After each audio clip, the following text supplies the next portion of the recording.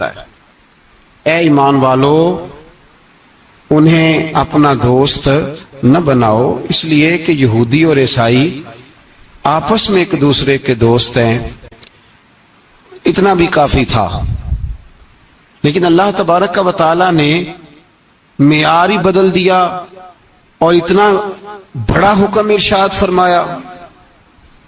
اس آیہ مقدسہ نے ہر چیز کو اپنے دامن میں سمیٹ کے رکھ دیا۔ یہودی اور عیسائی کو اپنا دوست نہ بناؤ، اس لیے کہ وہ آپس میں ایک دوسرے کے دوست ہیں۔ تو بات اتنی بھی کافی تھی، لیکن فرمایا اللہ تعالیٰ نے وَمَن يَتَوَلَّهُم مِّنكُمْ، جو تم میں سے انہیں اپنا دوست بنائے گا۔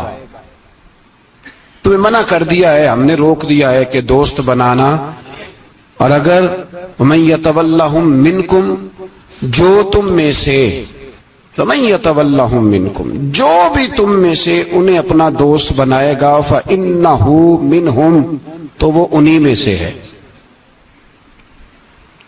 تمہیں بتا دیا ہے کہ دوست یہودی اور عیسائی کو کبھی دوست بنانا، اور اگر بناؤ گے تو پھر تم، اور پھر جو قرآن مجید نے بات اس آیہ مقدسہ کو جو ختم فرمایا تو فرمایا ان اللہ لا یہدی القوم الظالمین، بے شک اللہ ظالموں کی قوم کو ہدایت نہیں دیتا۔ ظلم کرنے والوں کے نصیب میں ہدایت نہیں ہوتی، وہ ظلم کرتے رہتے ہیں اور انہیں سمجھایا جائے تو مانتے بھی نہیں، اس لیے کہ ہدایت ان کا نصیب نہیں ہوتی۔ میرے بھائی، دنیا میں بد نصیب ہے وہ شخص جو غلطی کرتا ہے اور پھر مانتا بھی نہیں، اور دنیا میں کم ظرف ہیں وہ لوگ، کم ظرف جو اپنے ظالم ہونے کے باوجود ظلم پر وضاحتیں پیش کرتے ہیں، اپنی غلطیوں کا اعتراف کرنے کی بجائے ان پر دلیلیں دیتے ہیں، چھوٹے ظرف کے لوگ۔ اللہ تبارک و تعالیٰ نے فرمایا یہودی اور عیسائی کو کبھی دوست نہ بنانا۔ میرے بھائیوں، میرے بزرگوں، میرے دوستوں، ہمارا دین تعصب سے پاک ہے لیکن تسلب کا حامی ہے۔ تعصب کا مطلب یہ ہوتا ہے کہ کہنا مار دو دوسرے کو، برداشت ہی نہ کرو، اور تسلب کا مطلب یہ ہوتا ہے کہ اپنے دین میں پختہ ہو جاؤ، اپنے دین میں پکے ہو جاؤ۔ اب ہم نا ہر روز نماز کی نیت باندھتے ہیں، اللہ اکبر، سورۃ فاتحہ پڑھتے ہیں، اہدنا الصراط المستقیم صراط الذین انعمت علیہم، اتنی بھی بات بڑی تھی، کافی تھی۔ اے اللہ ہمیں صراط مستقیم پہ چلا اور ان لوگوں کے رستوں پہ چلانا جن پر تو نے انعام کیا، بڑی بات تھی، مثبت بات ہو گئی، منفی بات کی ضرورت نہ تھی۔ لیکن اللہ تبارک و تعالیٰ نے فرمایا کہ جہاں تم مجھ سے یہ دعا مانگو نا کہ صراط الذین انعمت علیہم، یا اللہ ان لوگوں کے رستوں پہ چلا جن پر تو نے انعام کیا، انبیاء، صلحاء، اتقیاء، صوفیاء، اولیاء، جہاں یہ دعا مانگنی ہے نا، ساتھ ایک اور بات بھی تم نے کرنی ہے، وہ کیا ہے؟ غیر المغضوب علیہم ولا الضالین، اے اللہ ان سے ہمیں بچا جن پر تیرا غضب ہوا، ان کے رستے پہ نہ چلانا جن پہ تیرا غضب ہوا اور جو گمراہ ہو گئے۔ اب دو باتیں سمجھ میں آئیں کہ مومن کو اپنے عقیدے سے پیار کرنا ہے اور کافر کے عقیدے سے اظہار بیزاری کرنا ہے، ان کے نظریے سے، ان کے عقیدے سے نفرت کرنی ہے۔ کافر کے عقیدے اور نظریے سے، اس کا کیا مطلب ہے؟ تسلب کا مطلب ہوتا ہے اپنے دین میں پکا ہونا۔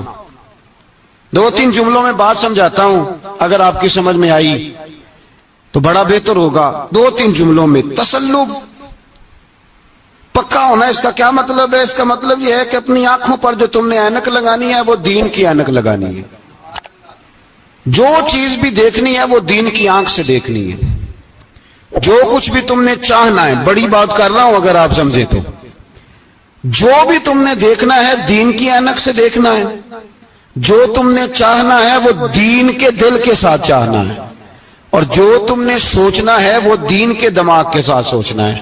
اس کا ترجمہ اقبال نے کیا، کہنے لگے قوم مذہب سے ہے، مذہب جو نہیں.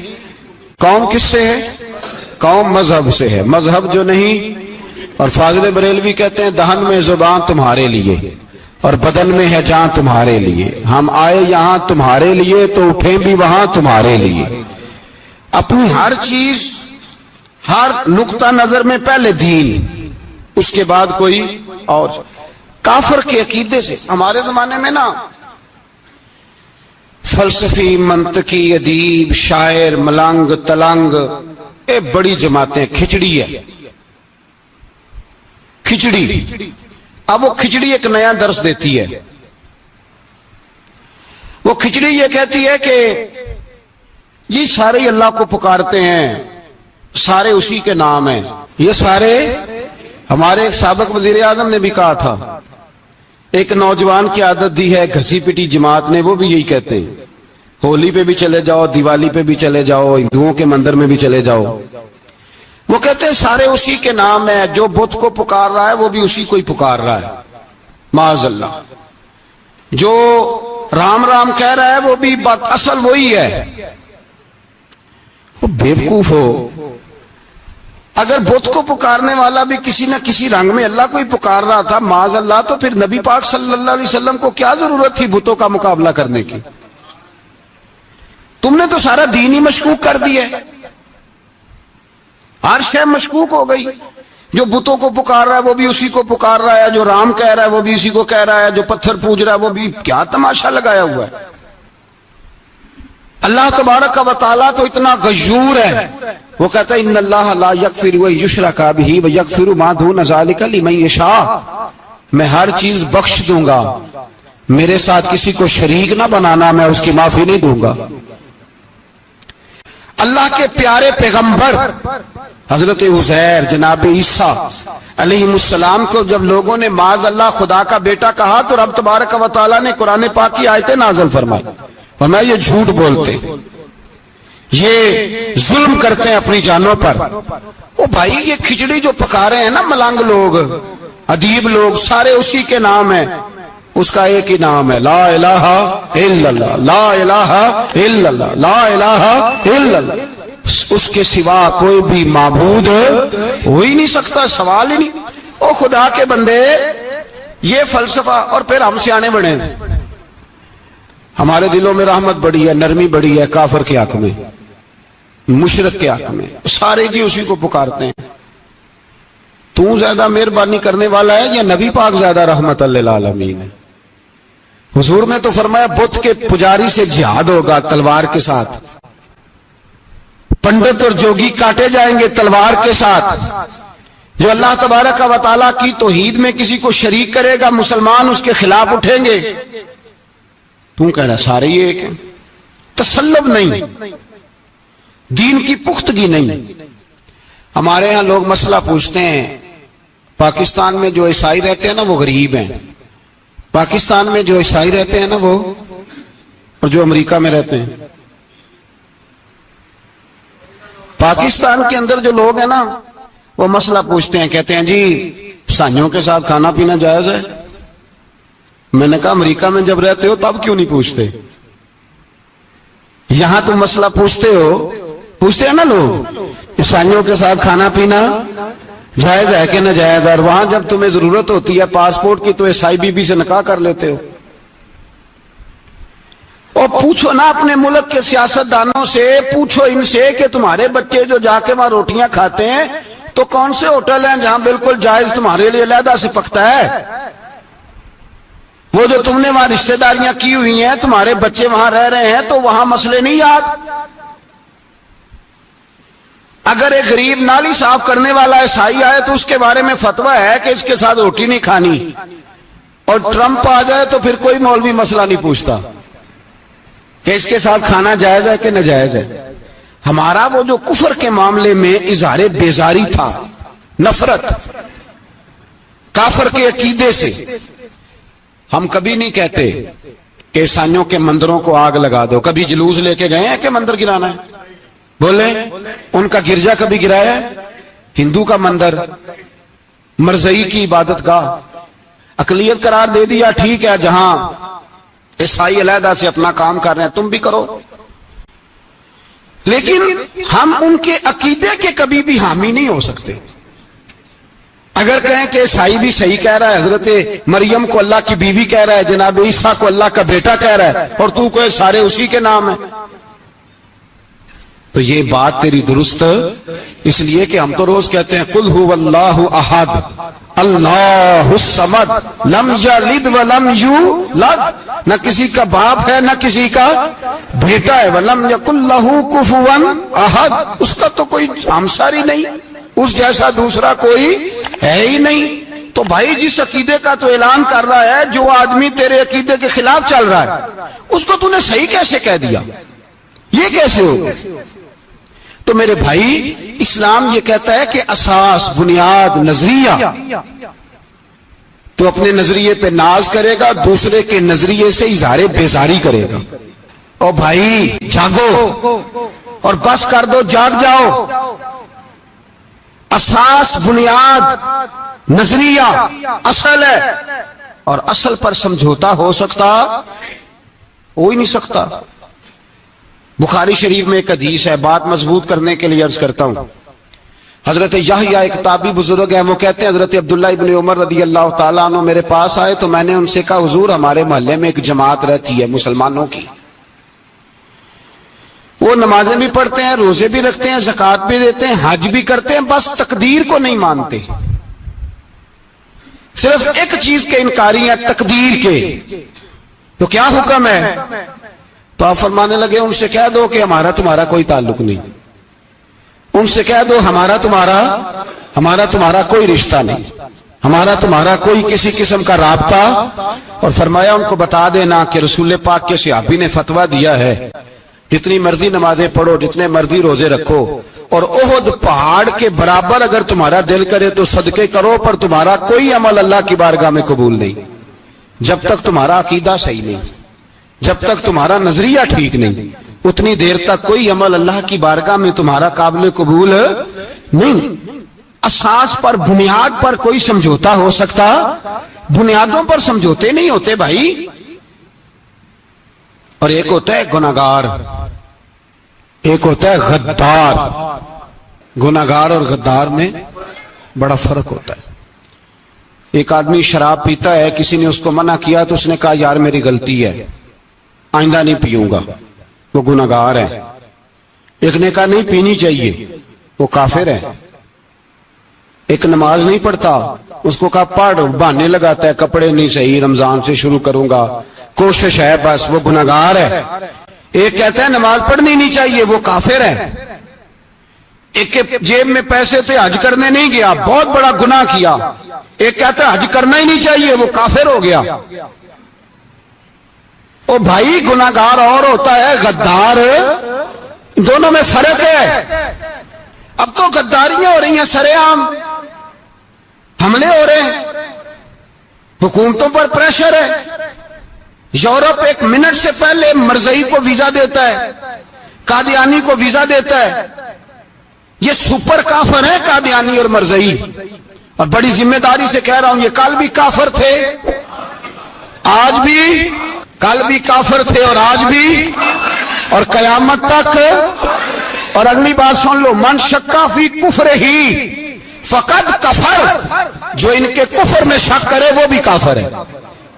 سن لو یہ فتویٰ دے دینا بے شک جس کو مرضی۔ من شکا فی کفر ہی فقد کفر، جس بندے نے مرزئی کے، قادیانی کے کافر ہونے میں شک کیا، وہ بندہ بھی پکا کافر ہے، پیٹا کافر ہے، جس نے ان کے کافر ہونے میں۔ جڑے آکر سانو پتہ ہی نہیں لگا اسی کی کر بیٹھے، ان کے لیے کوئی قانون نہیں۔ وہ جس نے کہا ہے نا مرزئی اس کا قانون بدلنا ہے، اس کو ایک پرچی تیری میری بھی شامل ہے۔ ایسے نہ کہنا کہ وہ بڑے بے ایمان نکلے، کافر نکلے، تو نے بھی ٹھپا لگایا ہے، تو ساتھ ہے، تو شامل ہے۔ جب قومی اسمبلی میں یہ قرارداد پیش ہو رہی تھی تو ان کو ووٹ دینے والے ان کے گناہ میں شریک تھے، مجرم تھے، ساتھ شامل تھے، ان کو معافی نہیں ملے گی، ان کو لمبی توبہ کرنی پڑے گی اللہ کی بارگاہ میں، انہیں آنسو بہانے پڑیں گے ان کو ٹھپے لگانے کی وجہ سے۔ بچ نہ جایا کرو کہ حکمران برے ہیں تو ہم بڑے نیک پرہیزگار ہیں، چھپے لگانے والے ساتھ شریک ہے جرم، کہتے پتہ ہی نہیں چلا۔ کیسے پتہ نہیں چلا؟ کیسے پتہ نہیں چلا؟ یہ تو جو مدہوش ہوتے ہیں انہیں پتہ چل جاتا ہے یہ نبی پاک کی عزت کی بات ہو رہی ہے۔ بندہ مدہوش ہو نا، مدہوش بے ہوش ہو مسلمان، رسول اللہ کی بات ہو تو اس کی بھی آنکھیں کھل جایا کرتی ہیں، اور تم جاگتے پڑھے لکھے اسمبلیوں میں بیٹھے مالدار، تم پتہ ہی نہیں چلا قانون بدل گیا، خبر ہی نہیں ہوئی۔ یہ دھوکہ کسی اور کو دینا، ہم تمہارے ان دھوکوں میں آنے والے کہ کسی اور کو سنانا کہانیاں، ہمیں نہیں سمجھ آتی تمہاری کہانیاں، کہتے غلطی ہو گئی بھول گئے۔ اور وزیر اعلیٰ صاحب کہتے ہیں اس کو نکال دینا چاہیے، کس نے نکالنا ہے نا تماشا، کہتے ہیں اس کو نکال دینا چاہیے جس نے اس قانون میں، تو کس نے نکالنا ہے؟ حکومت تو آپ کی ہے، تو کون نکالے گا؟ شرم کرو، مر جاؤ ڈوب کے۔ یہ تمہارا طریقہ ہے؟ جرم کرتے اور جرم کر کے کہتے ہو نہیں نہیں نکال دینا، کون نکالے گا؟ نکالو پتہ چلے تمہارا۔ امیر ملت پیر جماعت علی شاہ صاحب محدث علی پوری رحمت اللہ علیہ، پیر صاحب فرماتے ہیں جب پاکستان بن رہا تھا تو ہم نبی پاک صلی اللہ علیہ وسلم کی عظمتیں بیان کیا کرتے تھے۔ ہم کہتے تھے لوگوں پاکستان بنے گا تو اس میں نبی پاک کا نظام آئے گا، غریب امیر کا فرق مٹ جائے گا، اس میں کوئی برادری نہیں ہوگی، ایک برادری ہوگی جس کا نام مسلمان ہوگا، اس میں چھوٹا بڑا امیر غریب ایک ہی صف میں کھڑے ہو گئے، محمود و ایاز، نہ کوئی بندہ رہا نہ کوئی بندہ نواز، یہ پاکستان ہوگا۔ اور کہتے ہیں ہندو پنڈت تقریریں کرتے تھے او وہاں نبی پاک کا نظام نافذ ہوگا، معاذ اللہ ہاتھ کٹیں گے، گردنیں کٹیں گی، بڑا وہ معاذ اللہ مخالفت کرتے تھے۔ وہ کیا پتا تھا کہ بعد میں یہاں بھی سارے وہی تماشے ہوں گے جو وہ کہہ رہے ہیں۔ تو پیر صاحب کہتے ہیں کہ جگہ ہندوؤں کا جلسہ تھا، ہندوؤں کا پنڈت تقریر کر رہا تھا، وہاں سارے ہندو بیٹھے تھے، تو اس پنڈت نے نا تقریر کرتے کرتے نبی پاک کی شان میں کوئی بے ادبی کر دی معاذ اللہ، چونکہ سارے ہندو تھے کوئی مسلمان نہیں تھا۔ ایک ملنگ بیٹھا تھا دور، اس نے دوری ڈنڈا پکڑا ہوا تھا اور کوئی اپنی موج کا کام کر رہا تھا۔ آپ کو پتا ہے ان کے پاس جو ڈنڈا ہوتا ہے بڑا رنگین ہوتا ہے، کوئی اسپیشل بنایا ہوتا انہوں نے، تو بیٹھا تھا ملنگ۔ میں نے کہا بے ہوش بھی ہو نا، جو بے ہوش ہو مسلمان، رسول اللہ کا نام آئے تو اس کی بھی آنکھیں کھل جایا کرتی ہے، تیری بند کی باندھی رہ گئی، یہ کیسے ہو گیا؟ ہاتھ میں ڈنڈا تھا اور وہ اپنے کام لگا ہوا تھا، جب اس کے کانوں میں سپیکر کی آواز آئی نا کہ نبی پاک کے بارے میں بات کی ہے، تو ڈنڈا اٹھایا، پیچھے سے اسٹیج پہ چڑھ گیا، اور ہندوؤں نے سمجھا ملنگ آدمی ہے اس نے کیا کرنا ہے، آیا پنڈت کے پاس اور وہ کہتا ہے میں نے 3 ڈنڈے اتنی زور سے مارے کہ چوتھے کی ضرورت ہی نہ پڑی، اتنی زور سے 3 ڈنڈے سر پہ مارے کہ چوتھے کی ضرورت ہے اس کی پھر آواز ہی نکلی، مر گیا وہ، مجھے پکڑا جیل میں پھینک دیا۔ امیر ملت پیر جماعت علی شاہ صاحب کہتے ہیں میں امرتسر کی جیل میں ملنے گیا اور میں نے اس کے سامنے کھڑے ہو کے کہا، میں نے کہا بے لیا، نہ تو نماز پڑھے نہ تو روزہ رکھے نہ تو مسجد آئے نہ تو کوئی اور کام کرے، اور اتنا بڑا تو نے کام کیا، گستاخ مار دیا۔ تو پیر صاحب کہتے ہیں وہ ملنگ اپنے پیروں پہ اٹھ کے کھڑا ہو گیا اور اس کی آنکھوں میں آنسو تھے، اور میری طرف دیکھ کے کہنے لگا پیر جی میں نے لمیاں گلاں تے نہیں آندیاں، میں انپڑھا چوکھا تے نے مینوں پتا گناہگار ہاں، بڑا گناہگار ہاں، بڑا گناہگار ہاں، بڑا گناہگار، بڑا گناہگار ہاں، پر قسم اللہ دی عزت دی میں گناہگار ہاں پر اپنے نبی دا غدار نہیں، گناہگار ہاں پر رسول اللہ دا غدار کوئی بات نہیں۔ اگر کوتاہیاں کرتا ہوں تو اب یہ تو نہیں نہ ہو سکتا کہ اونچی اور سچی سرکار کی کو میرے سامنے بے ادبی کر کے چلا جائے، یہ تینوں پتہ ہی نہیں لگا، تو کہتا خبر ہی نہیں ہوئی، کب ہو گیا پتہ ہی نہیں تھا، وضاحتیں دیتا پھرتا ہے۔ اور کچھ مولوی ملا جو دھبا ہے دین کے نام پہ وہ وضاحتیں دیتے پھرتے ہیں، کہتے ہیں مناظرے کر لو، شرم کرو، دین کے نام پر ووٹ مانگ کے اسمبلیوں میں جاتے ہو اور وہاں جا کے ان بے ایمانوں کی گودوں میں بیٹھ جاتے ہو، تمہیں حیا نہیں آتی؟ اور نبی پاک کی بات ہے تو پھر بھی تمہاری غیرت جوش نہیں مارتی، پھر بھی دلیلیں دیتے پھرتے ہو۔ میرے رسول پاک علیہ الصلوۃ والسلام کے غلاموں یاد رکھو، دین میں تسلط پیدا کرو، مضبوطی۔ کل لوگ مسئلے پوچھا کرتے تھے کہ صحابی کا اہل بیت کا بے ادب ہے تو اس کے جنازے پہ جائیں کہ نہ جائیں، اب نہیں لوگ پوچھتے، اب ہمارے دلوں میں فتوے زیادہ آ گئے ہیں، مرضی کرتے پھرتے ہیں۔ ہمارا بچہ کسی بد مذہب کی مسجد میں جاتا ہے ہم کہتے ہیں نہیں نہیں ویسے ہی جاتا ہے، تجھ سے پوچھا جائے گا، اس دن پتا چلے گا. جس دن تم مرے گا تو تیرے لیے دعا بھی نہیں کرے گا، تیری قبر پر بھی نہیں جائے گا، تجھے پتا چلے گا اس دن کہ ویسے ہی جاتا ہے کہ ایسے جاتا ہے. کوئی پابندی نہیں، کوئی تسلط بھی نہیں، عقیدے میں ایمان میں کوئی پختگی نہیں. ہمیں خیال ہی نہیں کہ کدھر جا رہی ہیں اولادیں، سوچتے ہی نہیں. ہم خیال ہونا چاہیے، سمجھ ہونی چاہیے. میرے رسول پاک علیہ الصلوۃ والسلام کے صحابہ میں تسلط تھا، تسلط. سگی اماں بھی اگر بے ایمان ہوتی تھی تو صحابہ قریب نہیں آنے دیتے تھے. حضرت اسماء بنت ابی بکر صدیق، ان کی ماں مشرکہ تھی. جناب صدیق اکبر کی ایک زوجہ حضرت ابو بکر نے طلاق دے دی. کچھ عرصے کے بعد وہ اپنی بیٹی کو ملنے آئی، ماں بیٹی سے ملنے آئی تو حضرت اسماء بنت ابو بکر کو پیغام بھیجا، کہا بیٹے میں تجھے ملنا چاہتی ہوں. تو کہا اماں ذرا ٹھہر جا، پہلے میں اپنے نبی سے پوچھ لوں. پہلے اپنے ماں بعد میں ہے، نبی پہلے ہے. پہلے حضرت اسماء حضور کی بارگاہ میں گئی، یا رسول اللہ میری اماں ملنا چاہتی ہے، اور مشرکہ ہے، حکم کیا ہے؟ فرمایا تو ماں کی حیثیت سے مل سکتی ہے. انہوں نے تو سگے ماں باپ سے ناطے توڑ لیے، سگے رشتہ داروں سے، اور تو ان سے دوستیاں ختم نہیں کر سکتا، تیرا تعلق بھی نہیں. نہیں، سارے اسی کو پکارتے ہیں، سارے ایک ہی ہیں. یہ تماشے کسی اور کو دکھانا، یہاں رسول اللہ کے غلام بستے ہیں. ہمارا عقیدہ بڑا پختہ ہے، بڑا پختہ، بڑے پختہ نظریات کے لوگ اللہ نے اس دھرتی کو عطا فرمائے. اس زمین نے بڑے کامل مومن پیدا کیے. بھائی یاد رکھو، رسول پاک علیہ الصلوۃ والسلام کے غلاموں میں اپنے دین کے لیے تسلط تھا، پختگی تھی، کفر سے بیزار رہتے تھے. اگر سب کو ایک میں ایک ہی کرنا تھا تو پھر اتنی لمبی چوڑی جدوجہد، امیر حمزہ کا کلیجہ نکل گیا، کان کٹ گئے، سب کچھ ہو گیا، اور آج تم ان شہیدوں کی لاشوں پہ کھڑے ہو کے کہتے ہو کہ یہ تو ایسے ہی کٹ گئے. مذاق ہے یہ؟ کوئی مذاق ہے؟ اصل بات بتاؤں آپ کو کیا ہے؟ دین مفت میں ملا ہے، اور جو شے مفت مل جاتی ہے اس کی قدر نہیں ہوتی. قدر دین نبی دا ایک ہی جانن دنیا دار کمینے، دین نبی دا جانن والے سونگے وچ مدینے. تجھے کیا پتا، تجھے کیا خبر اس دین کی؟ یہ خبر ہی نہیں میرے رسول پاک کا پسینہ کتنا بہا ہے. کبھی تیرا پھیرا لگے تو احد کے پہاڑ سے جا کے پوچھنا نبی پاک کا خون کتنا بہا ہے. کبھی ٹائم ملے نا، ملک شام جا اور حضرت بلال کی قبر پہ کھڑے ہو کے پوچھ دین کتنا قیمتی ہے. اور پھر اس سے زیادہ بات پوچھنی ہو نا کبھی تو مدائن جا، حضرت سلمان فارسی کے مزار کے پاس ان سے پوچھ دین کی قیمت کتنی ہے. وہ تجھے بتائیں گے کہ کئی 100 سال لگ گئے نبی پاک کے قدموں میں پہنچنے تک. 100 سال، کئی 100 سال. اور اگر پھر بھی تجھے تسلی نہ ہو تو جنت البقیع میں جا اور سیدہ طیبہ طاہرہ حضرت فاطمہ الزہرا سے پوچھ. ان سے پوچھ بی بی اس دین کی قدر کیا ہے. وہ تجھے بتائیں گی کہ جب دین کے چہرے پہ سرخ رنگ بھرنا تھا تو میں نے حسین کا خون دے کے بھرا.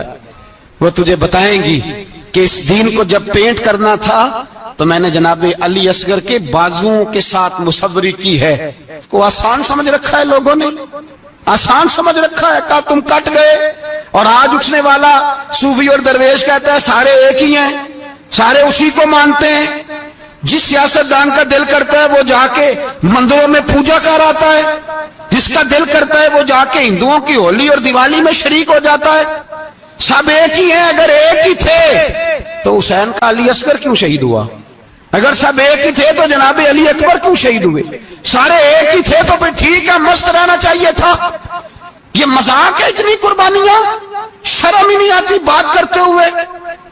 جاگو اور اپنے دین کو سمجھو. میرے رسول پاک علیہ الصلوۃ والسلام نے جو دین دیا اس میں تسلب ہے، تسلب، کفر سے بیزاری.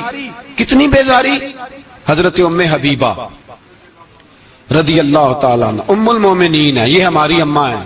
ام، ماؤں کے نام تو بچوں کو آنے چاہیے نا. یہ مومنوں کی ماں ہیں، ابو سفیان کی بیٹی ہیں. حضرت ابو سفیان رضی اللہ تعالیٰ عنہ کی بیٹی نبی پاک کی زوجہ ہیں. جناب امیر معاویہ رضی اللہ تعالیٰ عنہ کی سگی بہن حضور کی زوجہ تھی. بہت بڑے امیر باپ کی بیٹی تھی. مدینے جب آئیں تو نبی پاک کے گھر میں غربت دیکھی. آزمائش دیکھی، کئی کئی دنوں کے فقر اختیاری کے جلوے دیکھے۔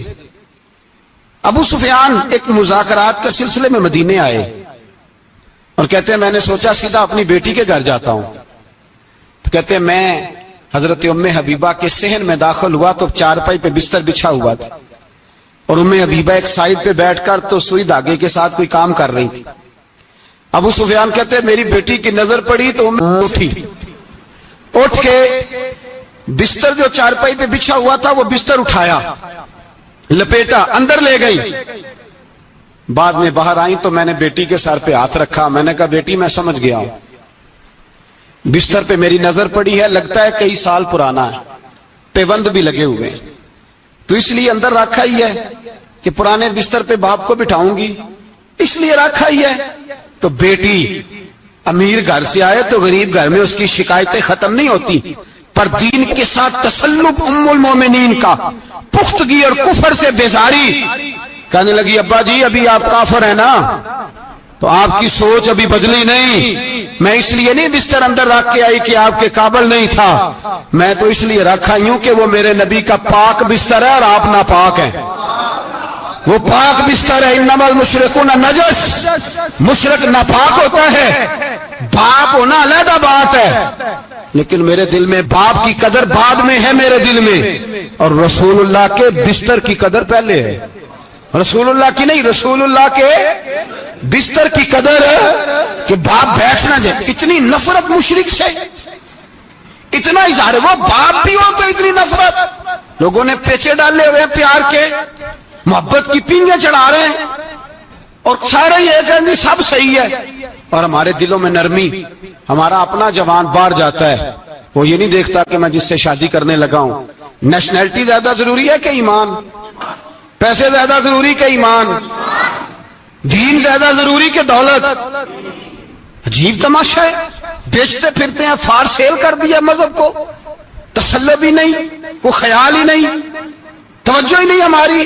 میرے رسول پاک علیہ السلام کے صحابہ جو چٹان تھے دین کے معاملے میں، اپنا پیارا بھی سامنے آتا تھا تو کافر سمجھ کے قتل کر دیتے، اس لیے کہ وہ سمجھتے تھے قوم مذہب سے ہے، مذہب جو نہیں تم بھی نہیں، اگر دین نہیں رہے گا تو کوئی شے باقی نہیں رہے۔ یاد رکھنا، اگر دین نہیں رہے گا، میرے حبیب پاک علیہ السلام کے غلاموں کا یہ حال تھا۔ احد کے اندر افواہ پھیل گئی کہ حضور شہید ہو گئے، حضرت انس بن مالک کے چچا تھے انس بن نضر رضی اللہ تعالیٰ، جب افواہ پھیلی نا حضور شہید ہو گئے تو جناب انس بن نضر اٹھے، تلوار پکڑی، صحابہ سے کہنے لگے یہاں کیوں بیٹھے ہو؟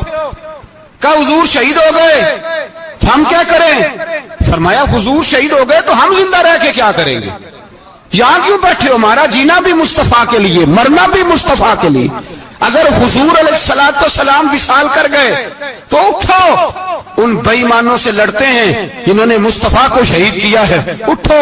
حضرت انس بن نضر میدان میں نکلے، اس طرح لڑے کہ صحابہ کہتے ہیں نہ زخموں کی پرواہ، تیر برستے رہے پرواہ کوئی نہیں، تلواریں چلتی رہی پرواہ کوئی نہیں، ان کے وجود پر نیزوں کے زخم آتے رہے پرواہ کوئی نہیں۔ حضرت انس بن نضر اتنا لڑے کہ شہید ہو گئے، اور جب شہادت کے بعد ان کی لاش دیکھی تو 80 زخم نظر آئے، تلواروں کے، نیزوں کے 80 زخم۔ حضور کے لیے ان لوگوں نے جانیں دے دی، پرواہ ہی نہیں کی۔ یہاں اس مسئلے کو ہمارے ہاں لوگ سمجھتے ہی نہیں۔ ختم نبوت کا مسئلہ بڑا حساس مسئلہ ہے۔ ما کان محمد ابا احد من رجالکم ولکن رسول اللہ وخاتم النبیین۔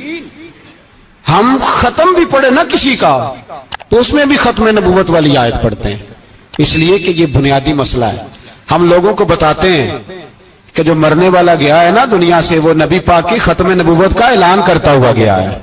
ہم لوگوں کو یہ بات بتلاتے ہیں، میرے حبیب پاک علیہ السلام کی 150 کے قریب حدیثیں ہیں کہ میں آخری نبی ہوں، میرے بعد کوئی نبی نہیں ہے۔ 150 کے قریب حدیثوں میں حضور نے ارشاد فرمایا، جگہ جگہ محبوب پاک نے وضاحت فرمائی کہ میں آخری نبی ہوں، میرے بعد کوئی نبی ہو سکتا، وضاحت۔ اور ہمارے علماء نے لکھا ہے جو دعویٰ کرے کہ میں نبی ہوں، اور جس بندے نے اس سے یہ کہا کہ چل کوئی دلیل دکھا، وہ بھی کافر ہو گیا، وہ بھی کافر۔ کیوں تو نے یہ سوال کیا؟ یہ حساس نوعیت کا مسئلہ ہے۔ میرے رسول پاک علیہ السلام کے غلاموں نے ایک پیغام دیا ہے ہمیں، اس پیغام کو یاد رکھنا۔ حضرت سعد بن ربیع رضی اللہ تعالیٰ عنہ کو احد کے میدان میں اتنے زخم لگے کہ اٹھا نہیں جاتا تھا۔ نبی پاک صلی اللہ علیہ وسلم نے فرمایا جاؤ کو میرے سعد بن ربیع کا پتہ کرو وہ کہاں ہے۔ صحابہ آئے تو فرماتے ہیں جب ہم ان کے پاس پہنچے تو ان کی روح پرواز کر رہی تھی، آخری لفظ انہوں نے ادا کیے، کہنے لگے ادھر آؤ صحابہ ادھر آؤ، میری وصیت سن لو۔ ہم قریب گئے، ہم نے کہا شاید بچوں کے بارے میں، اولاد کے بارے میں، گھر کے بارے میں کوئی وصیت کریں گے، تو حضرت سعد بن ربیع نے وصیت فرمائی، کہنے لگے جا کے نبی پاک کے غلاموں کو میرا پیغام دے دینا، جا کے امت مسلمہ کو میرا پیغام دے دینا کہ مسلمانوں اگر تم میں سے ایک بھی زندہ ہوا اور نبی پاک کی ناموس پر کوئی حرف آیا تو پھر اللہ کی بارگاہ میں تمہارا کوئی عذر قبول نہیں کیا جائے گا۔ یہ میدان احد میں سر سے لے کر پاؤں تک زخم لگے ہوئے ایک صحابی کا پیغام ہے، امت مسلمہ کے نام۔ حضرت سعد بن ربیع رضی اللہ تعالیٰ عنہ فرمانے لگے میں مرتے وقت مسلمانوں کو پیغام دے کے جا رہا ہوں کہ اگر حضور کی عزت پر، ناموس پر، نبی پاک صلی اللہ علیہ وسلم کی ذات پر ذرا سا بھی حرف آیا اور مسلمان زندہ ہوئے، اور پھر اگر وہ سمجھیں کہ ہمیں اللہ کی بارگاہ سے معافی مل جائے گی، تو یاد رکھنا رب ہر بات معاف کرے گا، اس بات میں تمہیں اللہ معافی، اس میں تمہیں یہ پیغام دیا سعد بن ربیع نے، اور امت کو سمجھایا کہ ہر بات میں کمپرومائز کر لینا، رسول اللہ کی ذات کے بارے میں کمپرومائز نہ کرنا۔ جب سے مرزائیوں کو ان سپر کافروں کو اقلیت قرار دیا گیا ہے، اس کے بعد کسی مرزائی کی عبادت گاہ جلائی ہے مسلمانوں نے؟ بولے کبھی کسی مرزائی کے ساتھ مسلمانوں نے کوئی ظلم کیا ہے بعد میں؟ ٹھیک ہے اپنی عبادت کر رہے ہیں جس طرح بھی کر رہے ہیں، باقی اقلیتیں بھی رہیں۔ کبھی دوبارہ علماء نے یہ تحریک چلائی ہے کہ انہیں پاکستان سے نکالو، یہ کیوں بستے ہیں یہاں؟ اقلیت ہے تو رہنے دو، جی جو بے ایمان ہے، کافر ہے، اسے گھسیٹ کے دین میں کیوں لاتے ہو؟ جب وہ آنا نہیں چاہ رہا، انہوں نے اس کانے بے ایمان کو نبی ماننا ہوا ہے، وہ اس کو پیغمبر مانتے ہیں، کبھی ذلی نبی مانتے ہیں، کبھی بروزی نبی مانتے ہیں، پوری دنیا میں نیٹ ورک بنایا ہوا ہے، ہر جگہ ڈنڈورا پیٹتے پھرتے ہیں۔ وہ کہتے ہیں خاتم النبیین کا معنی یہ ہے کہ نبی پاک تو مہرے لگانے آئے ہیں، بڑے نبی آ سکتے ہیں۔ ان کا عقیدہ یہ ہے کہ مرزا مستقل نبی نہیں تھا، وہ حضور کا سایہ بن کے آیا تھا۔ وہ معاذ اللہ جس نبی کا اللہ پاک نے ظاہری حیات میں سایہ نہیں بنایا، یہ کانا سایہ بنے گا نبی پاک کا؟ اس بے ایمان کو وہ اپنا پیشوا مانتے ہیں۔ چلو چھوڑو، جو کافر کو اپنا پیشوا مانے وہ بندہ صحیح ہوتا ہے؟ چلو نبی نہ بھی مانے، پیشوا مانے، وہ صحیح ہوتا ہے؟ اتنے پکے بے ایمانوں اور کافروں کو تم لوگوں نے گنجائش دینے کے لیے صرف مغربی یہ جو بنانا چاہتے ہیں نا، یہ اپنے اوپر سے لیبل اتارنا چاہتے ہیں کہ نہیں جی نہیں، ہم تو سب کو لے کے، وہ تو کئی دفعہ کہہ چکے ہیں جی سارے اسی کو پکارتے ہیں۔ نہ، سارے اسی کو نہیں پکارتے، اس کو اگر صحیح پکارتے ہیں تو مسلمان پکارتے ہیں، باقی اس کو صحیح پکارتے کہ جھوٹ بولتے ہیں، ملاوٹ کرتے ہیں، شرک کرتے ہیں، کفر کرتے ہیں، اور اللہ کی بارگاہ میں کفر و شرک کی کوئی معافی۔ یہ دنیا کو بتانا چاہتے ہیں نہیں جی نہیں، ہم بڑے نرم ہیں، ہم بڑے ایسے ہیں، ہم کوئی نرم نہیں، کوئی نرم نہیں، ہم نرم ہیں رحماء بینہم۔